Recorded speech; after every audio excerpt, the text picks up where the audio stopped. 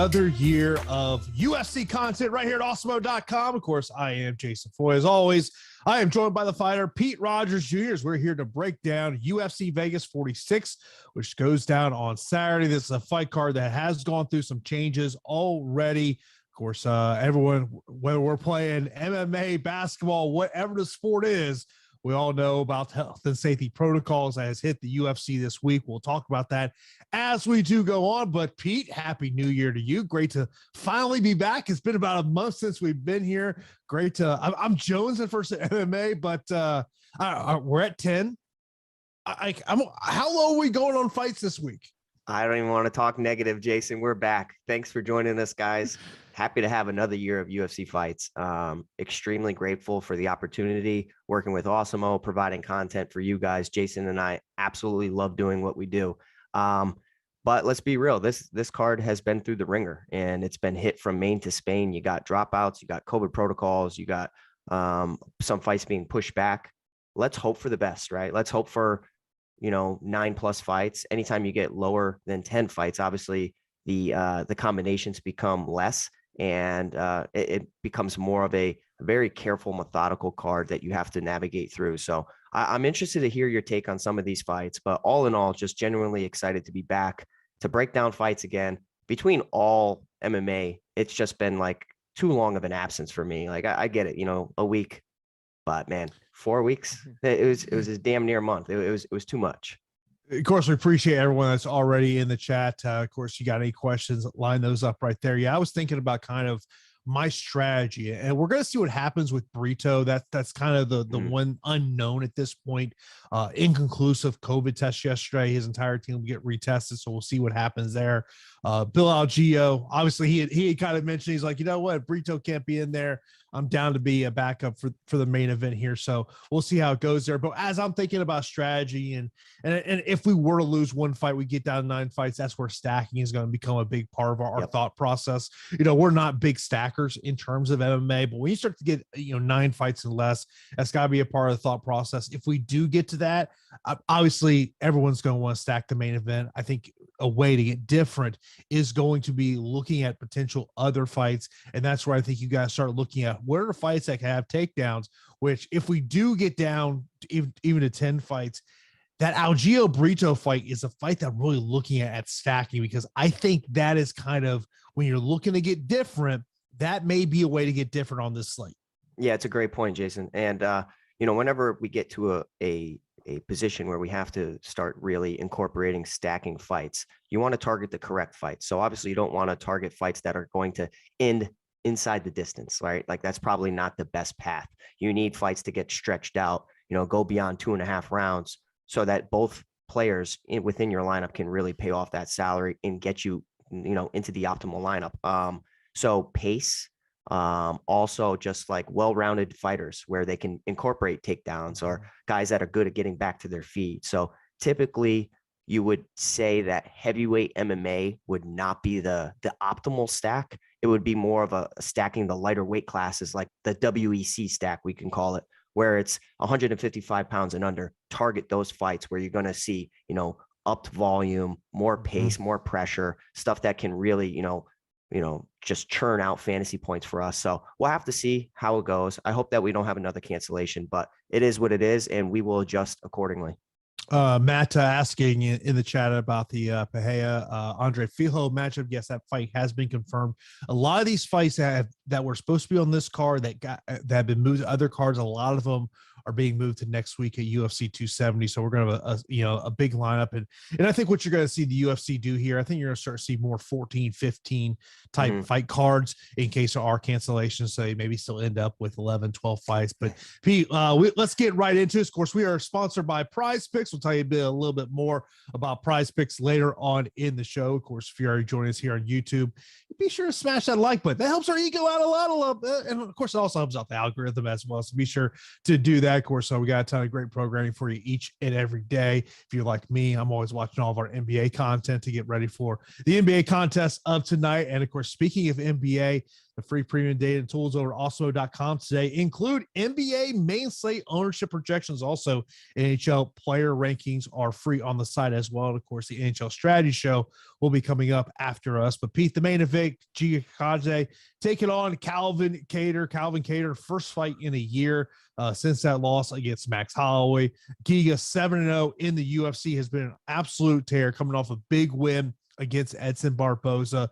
And as I think about this fight, Pete, to me, it comes down to one word, and it's range. This is a striker's delight type fight. And to me, if you tell me this fight is going to play out at a boxing range, I'm looking to get to Calvin Kattar. If you tell me this thing plays at kickboxing range, I think it's Chikadze's fight to lose. But I think there are some factors in this fight that could make it very interesting, especially if that Calvin corner utilizes takedowns. Yeah, so I mean, this is such an amazing main event, right? You have a guy in Calvin Kattar who has definitely fought the tougher competition up to this point. You have Giga Chikadze, who has fought typically low-level competition outside the UFC, and I wouldn't say it's an easy path within the UFC. He's had some favorable matchups, and he's been able to really showcase his skills because of the matchups. Now, as you start to take out the Edson Barbozas of the world, you're really, climbing that ladder pretty rapidly. So now you're going to run into a guy in Calvin Kattar who does have some high-level experience and some high-level skills. Now, I agree with you. I think that this fight is extremely close because it all comes down to the range. If you allow Giga Chikadze to stay at kicking range where he's able to, let off excellent combinations, a lot of kick-oriented, combinations, not the strongest puncher by any means, but he incorporates hands into legs pretty well. But at kicking range, he's going to have a ton of success if Calvin Kattar just chooses to be on the outside and sit there. If Calvin Kattar crowds the kicker, which is exactly what, if I was in the corner of Calvin Kattar, and you know that he has, sharp minds surrounding him, a part of the New England cartel, they're going to incorporate the correct game plan. It's going to be, we have to pressure him backwards. So Calvin Kattar has to really close the gap between the two. Anytime there's a gap, it's going to favor Giga Chikadze because your legs are longer than your arms. So Giga Chikadze is going to want to maintain that distance, similar to how a Stephen Wonderboy Thompson does. But Calvin Kattar really needs to, press him backwards. A lot of fighters are not the same going backwards. And once you really crowd the kicker, you're now into boxing range. But also, when you're in boxing range, these combinations can lead to clinching. And guess what? Clinch Giga Chikadze against the cage. Weigh on him a little bit. Test that cardio.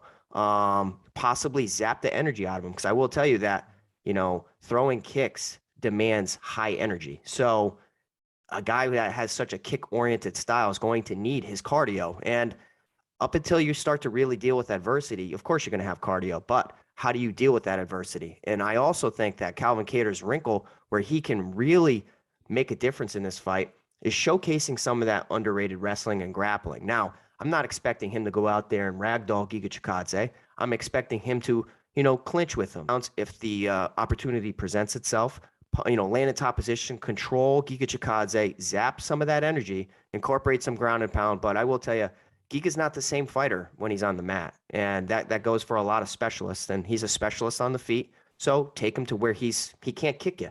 So put him on his back, really test that grappling. We even saw it on Dana White's Contender Series where he is susceptible to getting controlled and submitted. So I know a lot of people are extremely heavy on Giga Chikadze. The salaries to me just make no sense. 9,300 to 6,900. That's just completely disrespectful to Calvin Kattar. I'll say that Calvin Kattar is one of the best values on the slate, given the 5-round nature of the bout. But in addition to that, just his well-rounded skill set. He hasn't really shown it in the cage, but I like Calvin Kattar's value. I really do. 6,900. I'm going to have plenty of him. Giga Chikadze, more of a round 1, round 2 type of guy. So give me Kattar. I do like the value in Calvin Kattar in this one because of that price tag.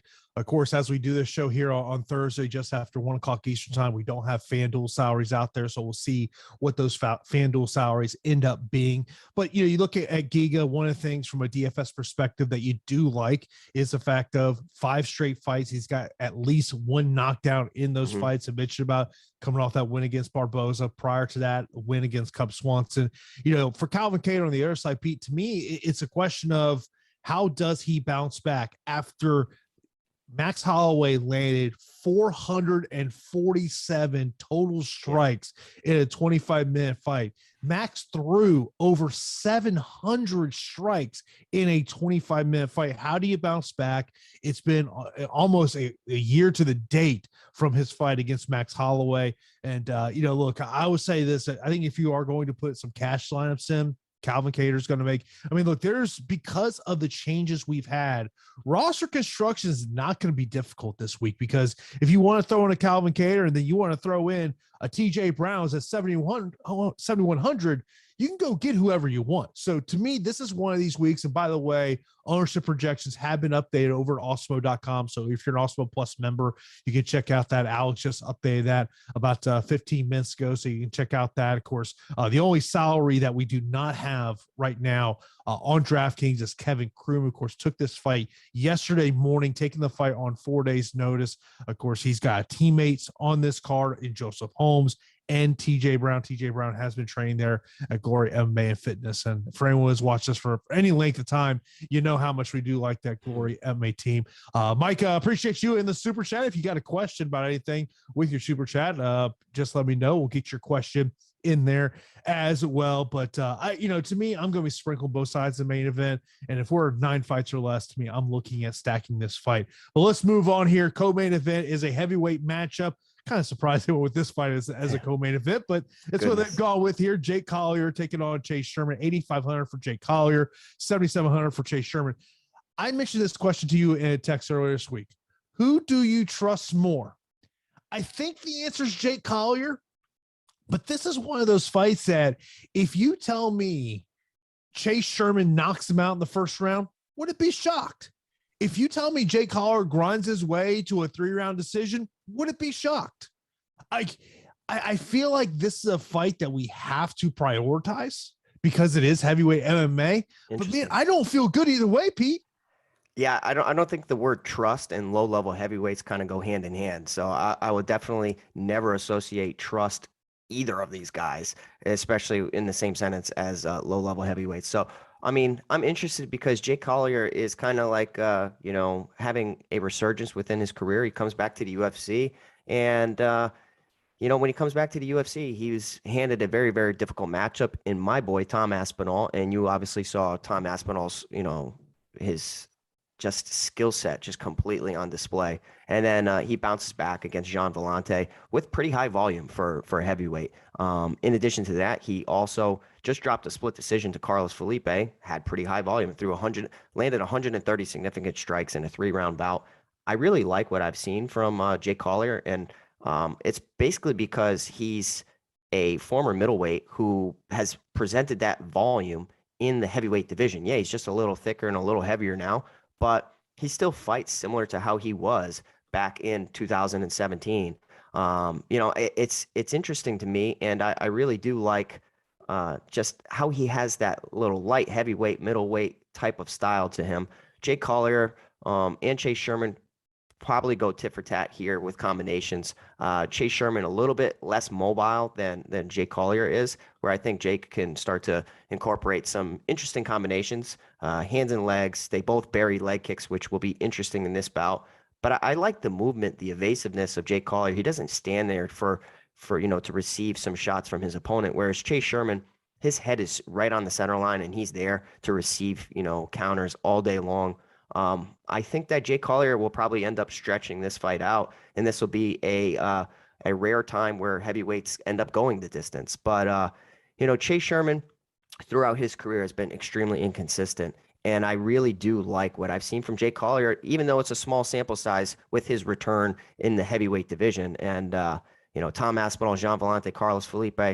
Say what you want, but I think Carlos Felipe is pretty talented, and he arguably won that fight. So give me Jake Collier in the matchup. 8,500 I think is fair because of the low amount of fights. I'll have exposure to it more so than I would normally.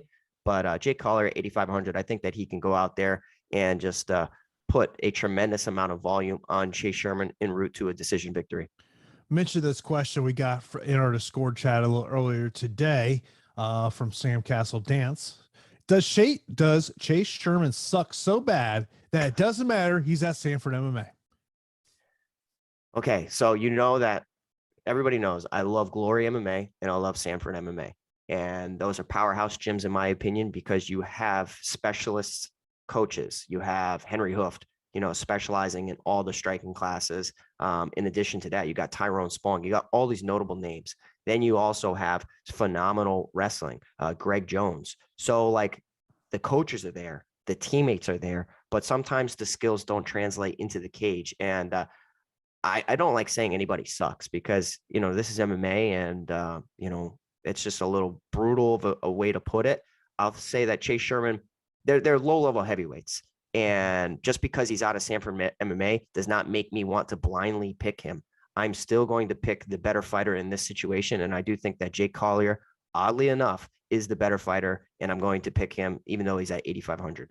Here is my only concern about this matchup for Jake Collier is kind of the athleticism of Chase Sherman being able to move in and out, how much that could affect him in there. I mean, like, look, I think from a GPP aspect, I don't mind getting to Chase Sherman because if Chase Sherman is going to win this fight, I think he's knocking him out in the first 7.5 minutes beat.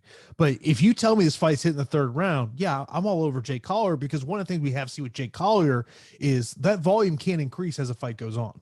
Yeah, so I actually will slightly disagree with your point. I'll just say that I think Jake Collier, even though he doesn't look to be more athletic, he moves more athletically than I think Chase Sherman. I think Chase Sherman's a little bit more of a plotter and looks more like a traditional heavyweight, whereas, Jake Collier looks like that middleweight, light heavyweight guy who has a little bit more spring to his step.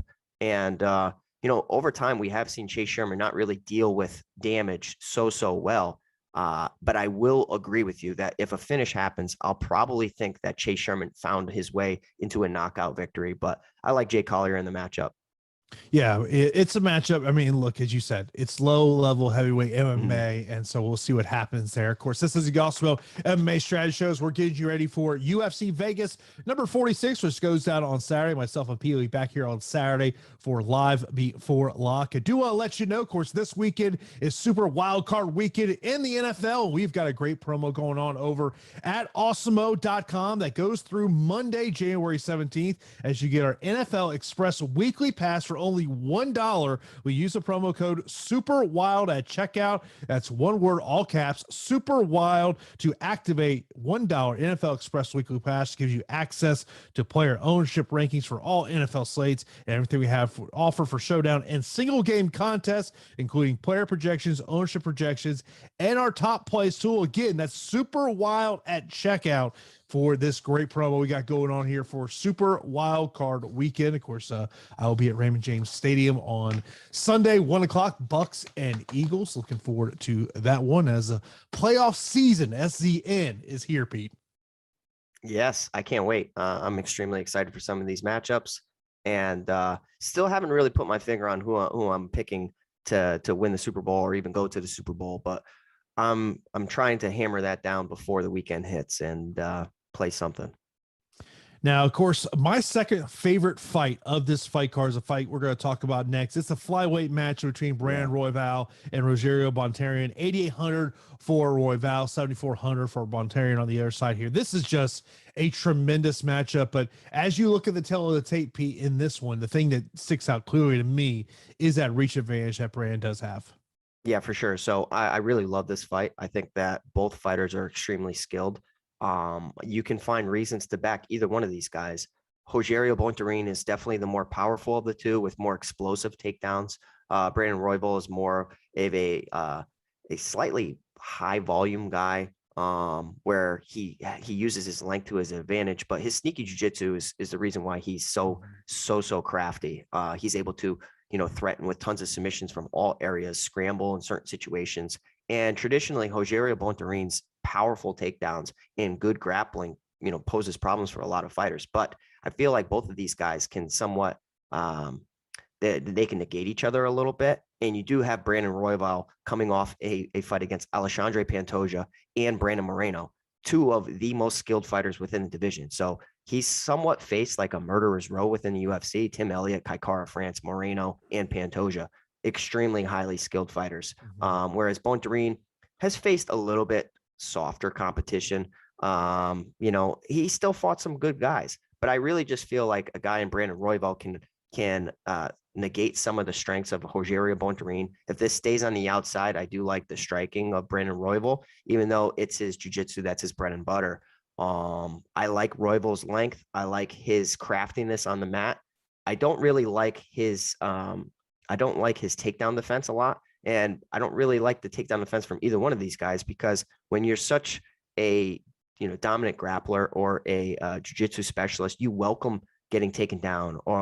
You did see Tim Elliott land 4 takedowns, Brandon Moreno 2, Alexandre Pantoja 3, and he did get submitted against Alexandre Pantoja. But I think that just is more of a credit to Pantoja than Brandon Royval's skill set. I think Brandon Royval is going to be able to, win this fight, honestly. And this is a sneaky fight where I think stacking this one could end up paying off, because it's a high-paced fight, right? Like, we have flyweights going out there, and they're going to move around like little Energizer bunnies, throwing strikes like crazy, attempting takedowns, attempting submission attempts, getting out reversals. So all in all, this is one of the sneakiest fights to stack because of the situation we're in with such low amount of fights on the card. But I am favoring Brandon Royval here, and it really wouldn't surprise me to see him pick up a knockout victory over Rogerio Bontorin, who has been somewhat susceptible to big shots in the past. You're just over here reading my mind, because I was going to tee you up saying, you know what, because of takedowns, and control time, is this one of those other fights that we have to be looking at as a stackable fight, that where maybe you're trying to get different from the rest of the field, when the rest of the field, if they are trying to stack a fight, they're going towards the main event. Yeah, for sure. And it's like, all right, Jason, you got to stack Brandon Royval 8,800 against Rogerio Bontorin, or Katlyn Chookagian 8,900 against Jennifer Maia 7,300. Which one are you going to stack? And clearly, to me, it's Brandon Royval against Rogerio Bontorin. Yeah. By the way, we'll get into Katlyn Chookagian and Jennifer Maia here. I sent you this stat here earlier this week, as Katlyn Chookagian has a chance to make a little bit of history, and this is not good history. And that history is the fact of, if Katlyn Chookagian gets a win on Saturday via decision, she'll become the first fighter in UFC history to earn her first 10 UFC victories via decision. That is not a stat you want attached to your name. Yeah, I wonder who's on the rest of that list. I would imagine Dominic Cruz has won a handful amount of decisions. Uriah Faber calling him the decisionator instead of the dominator for years and years. So, yeah, I mean, I'm interested in this fight. We've already seen it played out. So I don't really know how much is going to be different in this one. Katlyn Chookagian, just a very frustrating style for a lot of fighters within that division. Here's the thing. I think if you go back to their first fight, late in that fight, Jennifer Maia got a takedown. I think that is really the key for her early on in this fight, is to make this a grappling matchup. Do not make this at a kickboxing range, because that's what Katlyn Chookagian wants. Now, the one thing that you do like about Katlyn Chookagian, even though overall friends don't let friends let you put Katlyn Chookagian in their DFS lineup, is the fact of, there's just, she has volume, but that's it. You're not really going to expect in takedowns.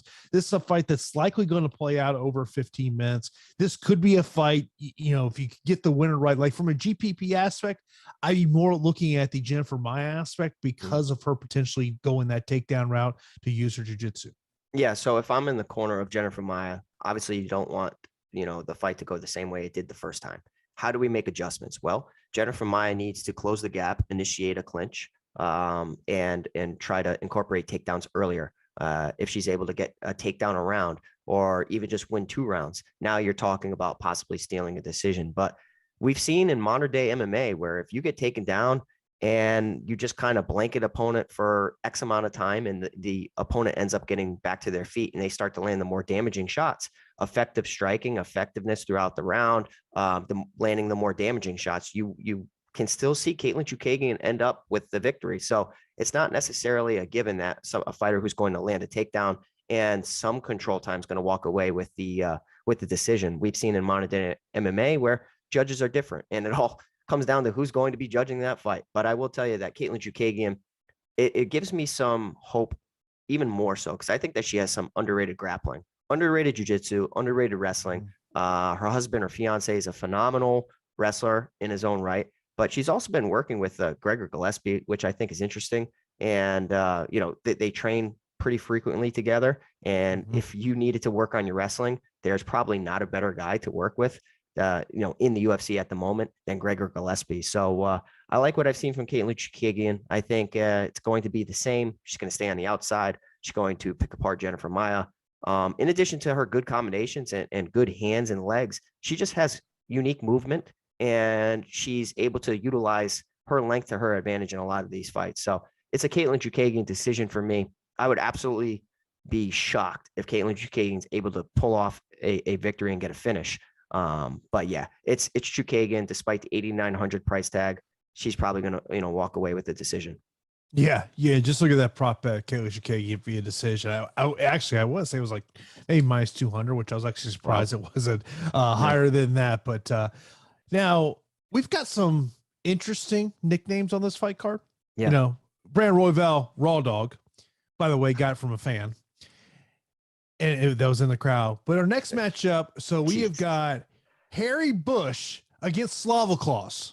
Slavoklos, the striking coach of Team Alpha Male. This is his official UFC debut, winning on the Contender Series. And of course, Dakota Bush. This is a clash of styles here, Pete. Yeah. Dakota Bush is a wrestler. This is who he is. And of course, Borshev, even though he is at Team Alpha Male, he is a striker, has heavy hands. At some point, someone is going to threaten him with the wrestling. I just don't know if Dakota Bush is that guy. Well, I mean, I'm interested in this fight. I think that I view this fight as a GPP priority just because of the knockout ability of Vyacheslav Borshev. And, he has phenomenal skills. But on the flip side, he has terrible takedown defense. And coming from Team Alpha Male, where you're just, filled with sparring partners who have good wrestling, it's a positive. But we haven't really seen it translate into the cage. Like I've gone through his regional tape, the Dana White's Contender Series.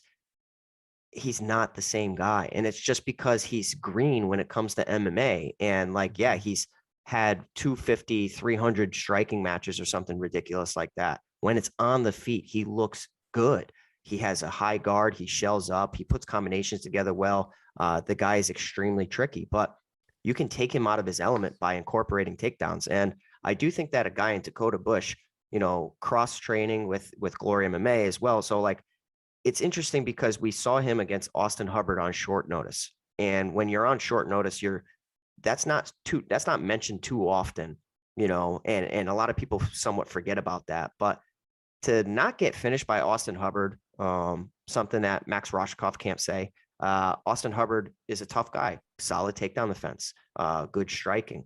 I didn't think that Dakota Bush looked good, but I also don't want to put a lot of weight into that performance because of it being on short notice. I think that he looked like he gassed himself out. Absolutely. Now, is that a result of just overexerting, or is that because he took it on short notice, wasn't really training that hard? I like him here with a full camp, to be honest. And despite me being a striker, I do like Dakota Bush at 7,200. I really do. I don't think that Borshev is the same guy when he's on his back. And Dakota Bush has this GPP slate breaking, skills of good control time, takedowns, James Krause in the corner.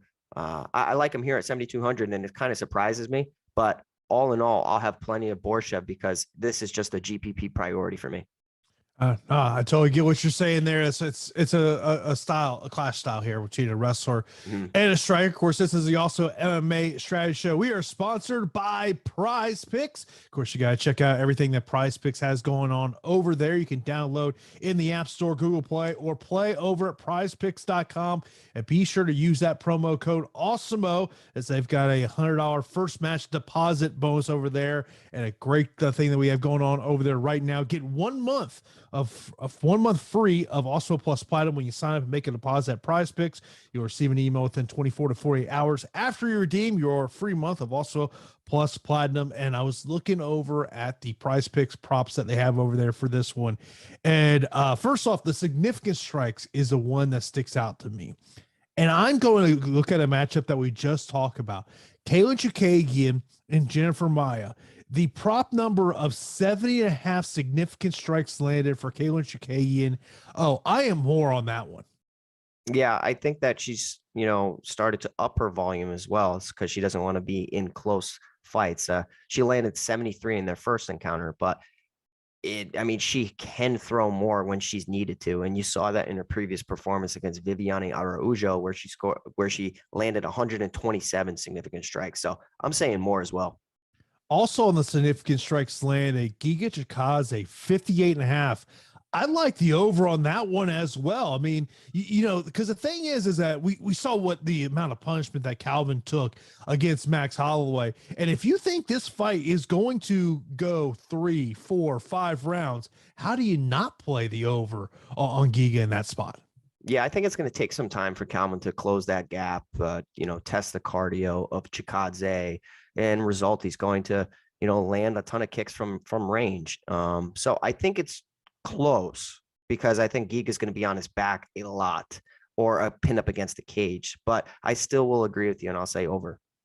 Now, when I looked over at the fight time, two of the ones that stuck out to me was Brandon Royval, 10 minutes, Giga Chikadze at 15. I like the over 15 minutes on Giga. I think this thing's going to hit the 4th round. The Brandon Royval one is interesting to me. I could go either way on that one.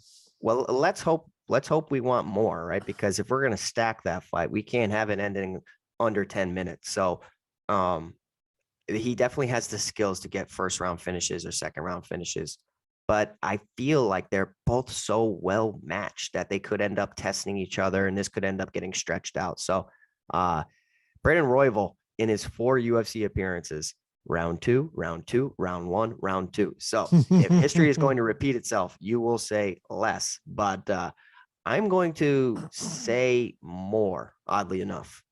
And of course, you can get 1 free month of Also Plus Platinum when you sign up, deposit, and play over at Prize Picks. Go to awesemo.com/prizepicks/promo. You see it there at the top of the screen. Great contest over there. I'll be playing over at Prize Picks this weekend for UFC Vegas number 46. But let's move on down the fight card.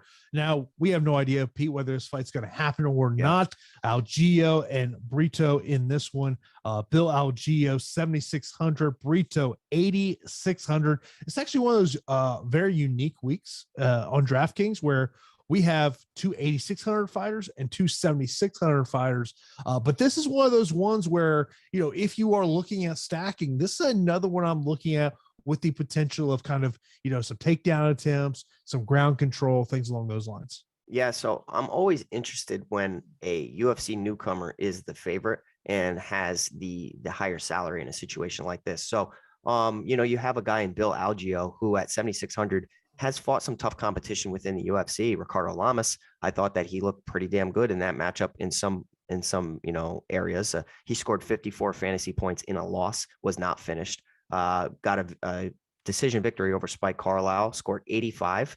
And then just most recently against Ricardo Ramos, scored 39 in a loss. And that was definitely not his best performance. Now, this is an extremely interesting matchup. And I view this fight as another GPP priority that I'll have in a lot of my lineups, just given the nature of Joe Anderson Brito. From everything I've seen on the regional scene, this guy is like the perfect blend and mold between a John Lineker and a Davison Figueiredo, where he's a wild man on the feet. He throws hooks from left field, extremely wild, and his aggressiveness has been the reason why he's been so successful in MMA. Now, as you reach that next level in the UFC, when people are able to defend better or counter better, or they're not going to get finished so easily, that's when you see how fighters can deal with adversity. And yes, he's a finisher, and he's just an absolute animal.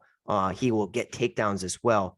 He looks like a guy that shouldn't belong at this weight class. Like he cuts a good amount of weight, but I still look at him and I'm like, man, he looks like he should be at bantamweight a little bit. Like featherweight, he's a big guy, but I don't know. It just, he's going to have to lose some muscle mass if he wants to go to bantamweight. But with all that being said, at the UFC level, it's a little bit difficult, especially when you start to fight these guys that are a little bit rangy, like a Bill Algeo. Oddly enough, I like Bill Algeo in the fight, just given his toughness. I think that he's game. Yes, he can get knocked down. Yes, he could get hurt. I just feel like it's very difficult to get rid of him. Tough to submit, tough to knock out. Joe Anderson Brito has skills in all areas. So I am interested to see him on the scale, first of all, and also see him debut in the UFC with octagon jitters and everything. It's just a lot for a debuting fighter. So, yeah, this fight just, screams fireworks to me. Bill Algeo has accepted positions often in the UFC where he gets put on his back, and that takedown defense looks extremely suspect. And that is something we don't like to see. But, man, anything I've seen from regional tape, you see Joannis and Brito getting reversed often and put in bad positions too from guys that I don't think are really on Bill Algeo's level. Yeah, but this is one of those ones, fights I'm looking at potentially stacking. Saying this fight does happen, I was just kind of looking on Twitter to see if there's anything new information on that, and the UFC hasn't put anything out there about Brito and that inconclusive COVID test that came back yesterday. So we're just going to have to wait and see if this fight is going to happen, but it is a fight that I'm looking at. But as I was looking at the lines earlier this week, Bill Algeo was one of those under 8K options I looked at and said, you know what? That's an interesting one. Calvin Kattar was another one that stuck out to me as well. Speaking of UFC newcomers, Joseph Holmes going to be making his UFC debut here, and he is the favorite in this one, 8,600, taking on Jamie Pickett, 7,600. I've had a chance to talk to Joseph a couple of times. Nickname Ugly Man. I don't know why you want that as your nickname, but that's your nickname. And one of the more interesting things about him is he really wanted to train with James Krause. And so I remember I was doing an interview with them, and this kind of comes up, and I said, oh, because you're both represented by the same management company, you connected that way. He's like, nah, man, had no idea we were both represented by the same manager. He goes, I just slid in those DMs and asked James if I could come train at the gym. And James is like, come on down. That's awesome. And Jason Witt told me last week on a podcast that Joseph Holmes actually has been a key training partner for him for his upcoming fight because of the length that Joseph Holmes has, because he has an 80-inch reach. That's interesting. That is interesting to me. I'll say that Joseph Holmes is an unknown guy, right? Like a wild card, just because you don't know how skills are going to translate into the UFC. And he's fighting a guy in Jamie Pickett who I'm not really impressed with either one of these guys.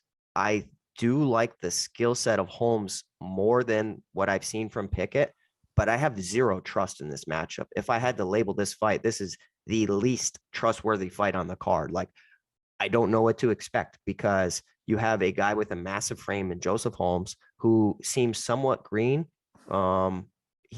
Just because he's green, just because he hasn't had to really deal with adversity, and it's been largely against softer competition than what he's going to face in the UFC.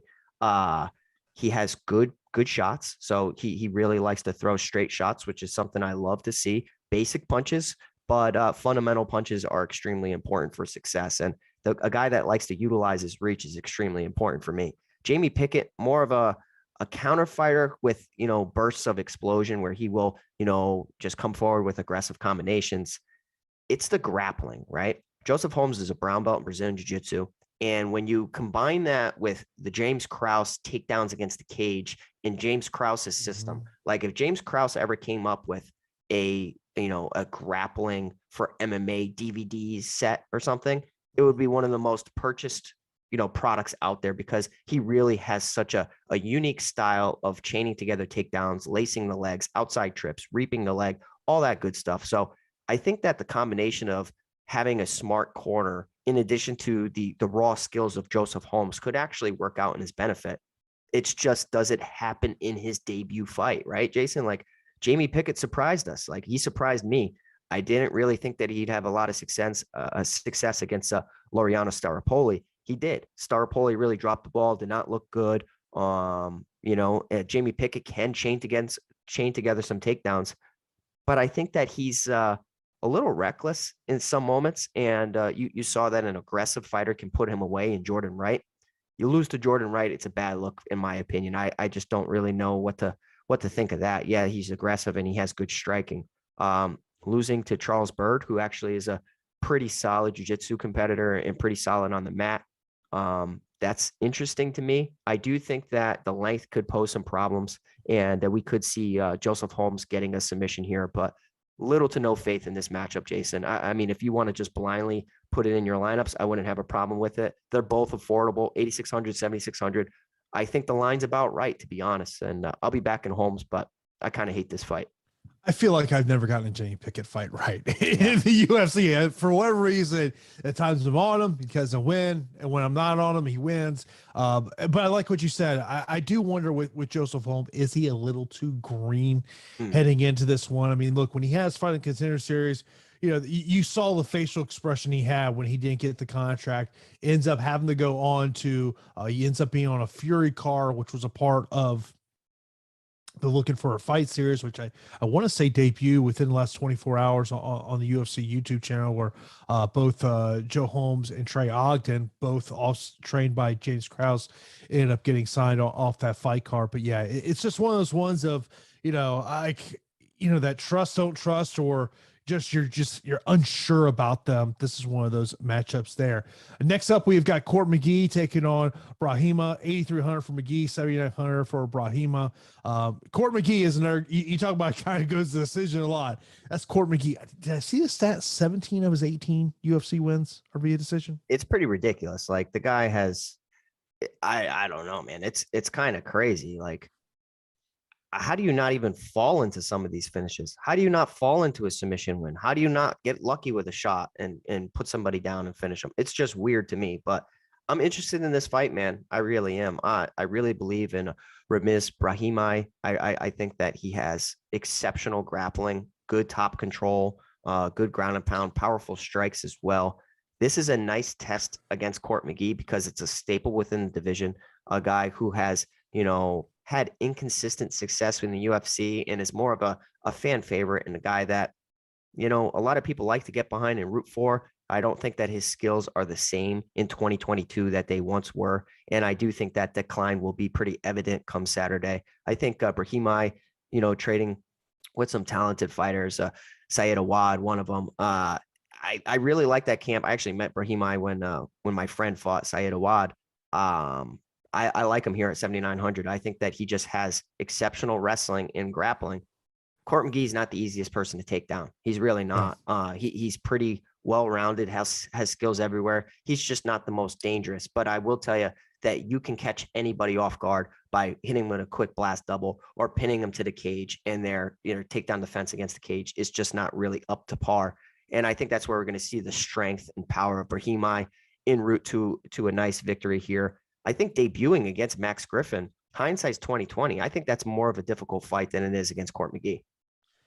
The last time Court McGee won a fight via stoppage, we got to go back to 2010. That's crazy. 2010, Pete. I'm looking at UFC stats right here, and you look at method. Decision. Decision. He got knocked out by Santiago Ponzinibbio back in 2016. That was the last time he had a fight that did not go the distance. And then prior to that, you got to go to 2010, a submission win, arm triangle in a third round against Ryan Jansen. He has skills. Like, he is a skilled wrestler, a skilled grappler, a skilled striker.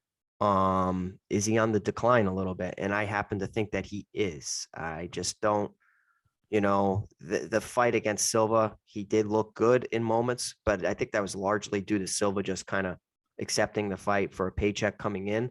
Obviously Court McGee can get back up, and that's what we want, right? Like, we want him to get back up in hopes that Brahimaj can chain together some more takedowns and take him to Takedown City. I don't know if that happens in this matchup, but I'm telling you, I'm backing Brahimaj. Just all in all, he's a prospect that I really like going forward. And sometimes youth, ends up, getting rid of the talented veteran. Of course, we appreciate everyone that's tuning in here to the Also MMA Strategy Show. Of course, when you want to get access to all the great premium tools and data we have over at Awesemo.com, you got to sign up for Awesemo Plus Weekly Pass for $29.95. And of course, we've got a promo going on during the show. When you use the promo code MMA Strategy Show, you get 25% off your first week of Awesemo Plus Platinum. If you're just looking for an Awesemo Plus Weekly Pass, those start as low as $2.95. Stop guessing, start winning. Join Awesemo Plus today. I'll be putting in my pro plays a little bit later on today. Do want to see that Kevin Croom number come in here, where his salary's at, to where I'm going to go there. And of course, I'm sure we'll get the FanDuel salaries at some point. Yeah. Who At knows? some point. Who knows? Yeah. Yeah. At some point, we'll get those salaries in there. Let's move on. We got two more matchups here left to talk about before we get into Samuel's super chat. Plus, we'll get into our straight up picks for this one. Charles Rosa against TJ Brown. Of course, Brown was supposed to take on Benitez. This is Pete. This is going to be a hard fight not to look at because of the salaries here. 7,100 for TJ Brown, 6,800 for Charles Rosa. Charles Rosa, talk about using leverage here, says he'd fight Taporia, who's looking for a new opponent for next week. They said, hey, how about we give you TJ Brown? And he got a new 4-fight deal out of it. You got to use your leverage when you can here. Charles Rosa, this is a guy, win, loss, rinse, repeat. He's coming off a loss. Maybe he's due. But the thing that concerns you about Charles Rosa is the fact of, James Krause is going to sit there and tell TJ Brown, take this dude down. He'll just play jiu-jitsu off his back, and you're not going to be in too much danger. Yeah, I agree. And that's the problem with Charles Rosa, is just being on his back, accepting a position, having a tricky guard, and believing in the guard so much that you're losing rounds and losing minutes. And anytime you're on your back in MMA and you don't find a finish, you're losing. You're eating shots. You're on the bottom end of control time, which is not good. You are getting dominated in the judge's mind, especially if you're not throwing, damaging shots off of your back. He has incorporated some of that over time, but I will tell you that his kryptonite seems to be strong wrestlers, right? Strong wrestlers that can maintain top position, a Bryce Mitchell, a Derek Minner, a Damon Jackson. So if there's any positives to take out of this for Charles Rosa, is that he's fought plenty of guys that are going to try to do the same exact thing that TJ Brown is going to look to do on Saturday. It's just a matter of, has he made adjustments? Is he training hard? Is he training consistently? Being in shape is one thing. Being in fight shape is a completely different animal. And a lot of people don't really understand that. But if a guy could fall into a wonky, weird, Hail Mary type of submission, it's Charles Rosa throwing up something off of his back, whether it's a leg lock or a triangle or a sneaky armbar. He's done it on the regional scene. He's been on, been in bad positions on the regional scene and somewhat turned the tide by finding a sneaky armbar off of his back. I do think that TJ Brown having James Krause a part of the camp, even though if it's not full-time, is important. Also having TJ Brown working with the Bryce Mitchell, and a guy that knows how to beat a Charles Rosa is also beneficial to him. TJ Brown, though, seems like he has mental lapses throughout his fights, whereas he's so aggressive. He throws caution to the wind. He gets put in situations. His fight IQ is not the best. So it's tough to back a guy who has been extremely inconsistent and has a lot of similarities to Derek Minner, which that's not a compliment. I'm saying about like how they find themselves ways to lose. They lose the fights instead of getting beaten. I think TJ Brown, if he can refine his technique, could actually be pretty successful, because I always thought that he has some good skills. I'll be picking TJ Brown in the matchup, but next to no faith, based on his history of fight IQ.